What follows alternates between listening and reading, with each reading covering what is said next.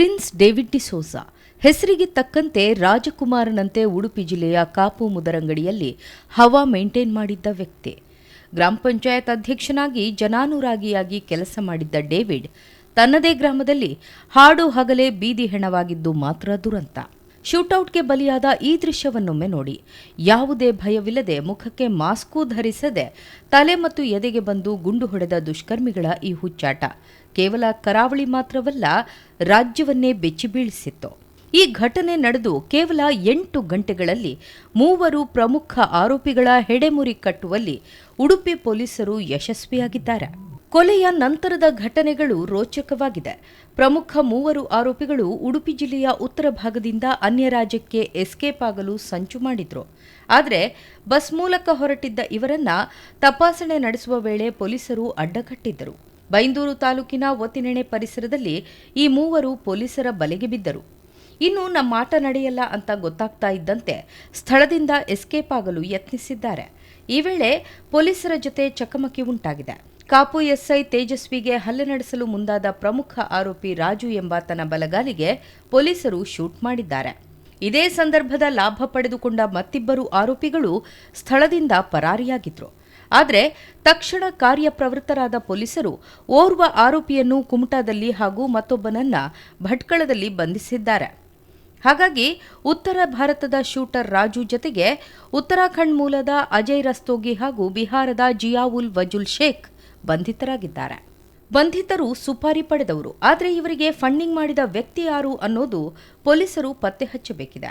ಉಡುಪಿಯ ಯುಪಿಸಿಎಲ್ ಉಷ್ಣವಿದ್ಯುತ್ ಸ್ಥಾವರದಲ್ಲಿ ಗುತ್ತಿಗೆದಾರನಾಗಿದ್ದ ಡೇವಿಡ್ಗೆ ಉತ್ತರ ಭಾರತದ ಉದ್ಯಮಿಯೊಬ್ಬರು ಕಾಮಗಾರಿಯೊಂದರ ಗುತ್ತಿಗೆಯನ್ನ ನೀಡಿದ್ರು. ಆದರೆ ಆ ಉದ್ಯಮಿ ಡೇವಿಡ್ಗೆ ಬಾಕಿ ಹಣ ಪಾವತಿಸಿರಲಿಲ್ಲ. ಈ ವಿಚಾರವಾಗಿ ವೈಷಮ್ಯ ಉಂಟಾಗಿ ಅಂದಾಜು 2-3 ಕೋಟಿಯ ಸ್ವತ್ತುಗಳನ್ನು ಡೇವಿಡ್ ತನ್ನ ವಶದಲ್ಲೇ ಇರಿಸಿಕೊಂಡಿದ್ದ. ಇದಕ್ಕೆ ಪ್ರತಿಯಾಗಿ ಉದ್ಯಮಿ ಈ ಕೊಲೆಗೆ ಸುಪಾರಿ ಕೊಟ್ಟಿದ್ದ ಅನ್ನೋದು ಪ್ರಾಥಮಿಕ ತನಿಖೆಯಿಂದ ಗೊತ್ತಾಗಿದೆ. ನಿನ್ನೆ ಸಂಜೆ ಸುಮಾರು 3:45 ಗಂಟೆಗೆ ಕಾಪು ತಾಲೂಕು ಮುದ್ರಂಗಡಿ ಗ್ರಾಮದಲ್ಲಿ ಸೆಂಟ್ ಸೇವಿಯರ್ಸ್ ಚರ್ಚ್ ಕಾಂಪ್ಲೆಕ್ಸ್ ಮುಂದುಗಡೆ ಡೇವಿಡ್ ಡಿಸೂಸಾ ಎಂಬವರನ್ನು 2 ಜನ ಬೈಕಲ್ಲಿ ಮತ್ತೊಬ್ಬ ವ್ಯಕ್ತಿ ನಡ್ಕೊಂಡು ಸೈಡಿಂದ ಬಂದು ಅವರನ್ನು ತೋರಿಸಿ ಅವರು ಗಾಡಿಗೆ ಹತ್ತುವಾಗ ಕ್ಲೋಸ್ ರೇಂಜಲ್ಲಿ ಬಂದು ಪಿಸ್ಟಲಿಂದ ಫೈರ್ ಮಾಡೋದ್ರ ಬಗ್ಗೆ ನಮಗೆ ಪೊಲೀಸರಿಗೆ ಮಾಹಿತಿ ಸಿಗ್ತದೆ. ತದನಂತರ ಕಾಪು ಸರ್ಕಲ್ ಇನ್ಸ್ಪೆಕ್ಟರು ಮತ್ತು ಎಲ್ಲ ಸಬ್ ಇನ್ಸ್ಪೆಕ್ಟರ್ ಇತರ ಸ್ಟಾಫು CCTV ಪರಿಶೀಲನೆಯನ್ನು ನಡೆಸಿದ್ದೀವಿ. ಮತ್ತು ಎಲ್ಲ ಹಿರಿಯ ಅಧಿಕಾರಿಗಳು including western range IG Amit Singh sir ಸಹ ಸ್ಪಾಟಿಗೆ ಬಂದು ನಾವು ತನಿಖೆಯನ್ನು ಶುರು ಮಾಡಿದ್ದೀವಿ.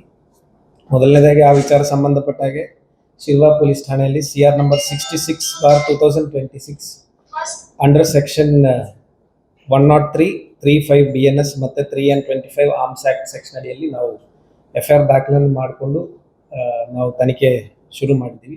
ಈ ಬಹುಕೋಟಿ ವ್ಯವಹಾರವೇ ಕೊಲೆಗೆ ಕಾರಣ. ಊರಿಗೆ ದೇವರಂತಿದ್ದ ತನ್ನ ಪತಿಯನ್ನ ಕೊಂದವರಿಗೆ ಕಠಿಣ ಶಿಕ್ಷೆಯಾಗಬೇಕು ಎಂದು ಪತ್ನಿ ಪ್ರಿಯಾ ಒತ್ತಾಯಿಸಿದ್ದಾರೆ. ಇವರು ಕೊಟ್ಟದ್ದು ಅಮೌಂಟ್ ತುಂಬಾ ಬರ್ಲಿಕ್ಕಿತ್ತು ಇವರಿಗೆ. ಹಾಗೆ ತುಂಬಾ ಜನರಿಗೆ ಅವರು ಹೆಲ್ಪ್ ಮಾಡಿದ್ದಾರೆ.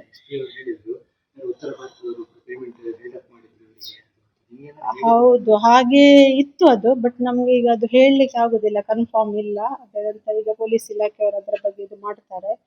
ಎಲ್ಲ ರಾಜಕೀಯ ಮುಖಂಡದವರು ಬಂದು ನಮಗೆಲ್ಲ ಸಾಂತ್ವನ ಹೇಳಿದ್ದಾರೆ. ಅವರಿಗೆಲ್ಲ ತುಂಬಾ ಧನ್ಯವಾದಗಳು. ಎಲ್ಲರೂ ಬಂದು ಇಮಿಡಿಯೇಟ್ ಅವರು 24 ಅವರ್ಸಿನೊಳಗೆ ನಾನು ಹೇಳಿದ್ದೆ ಅವರು ಯಾರಂತ ನಮಗೆ ಪತ್ತೆ ಹಚ್ಚಬೇಕಂತ. ಆ ಕೆಲಸವನ್ನು ಅವರು ಡಿಪಾರ್ಟ್ಮೆಂಟ್ ಎಲ್ಲರಿಗೂ ಮಾಡಿದ್ದಾರೆ. ಜನಪ್ರತಿನಿಧಿಯಾಗಿ ಪ್ರಖ್ಯಾತನಾಗಿದ್ದ ಡೇವಿಡ್ ತನ್ನ ಅಪರಾಧಿ ಕೃತ್ಯಗಳಿಂದ ಕುಖ್ಯಾತಿಯನ್ನು ಪಡೆದಿದ್ರು.